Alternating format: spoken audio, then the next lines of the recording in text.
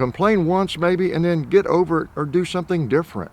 Really, like whatever it is, whether it's something you see online, just leave it. Click out if you don't like it. You ever know anybody had a job, they're always complaining? I talked about that before. People on a team, with bad attitude.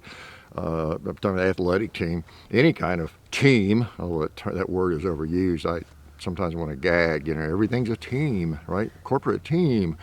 But yeah, I mean, if you're really unhappy with the company you work for or whatever the heck it is, you can't stand somebody in the public world, their movies or their videos or what, newsflash, just don't watch them, right? Just don't work there anymore. If you can't stand the company you're working for, it makes you look stupid, makes you look incompetent. It must mean you can't do any better, right?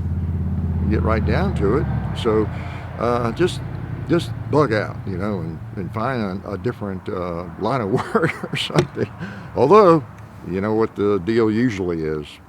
Not always, but often when these people go to a new company, guess what they do? Yeah, they take themselves with them. They take their attitude with them. And it's not long before that company is the worst company in the world.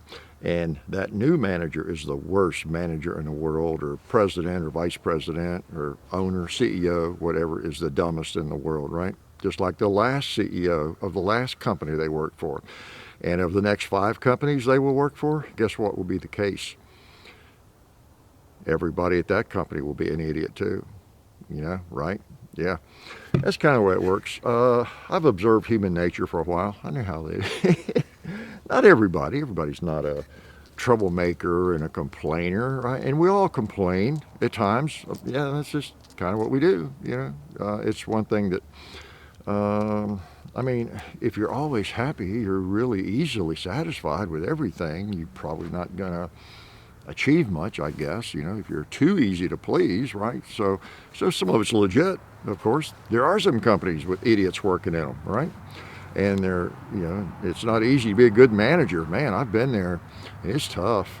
It's tough. I've had a lot of managers. I've been a manager a couple times, and it's really tough. It's tough.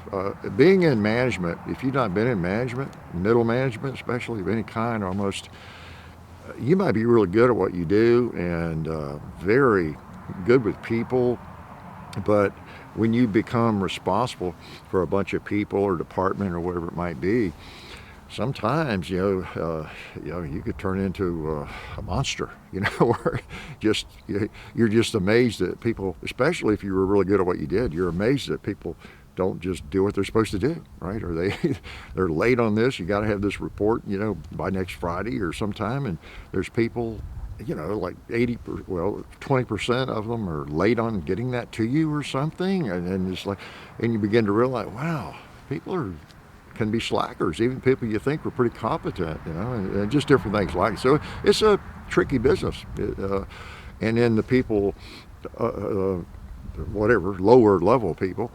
And sometimes that's the best place to be, but the lower level people don't fully appreciate or understand what the pressures are on that manager at whatever level he or she is at, right?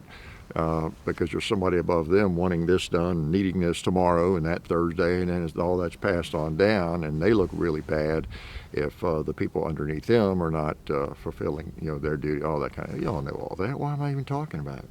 But anyway, I did get off on that for some reason. Why did I? I don't know. I just like to yak, I guess.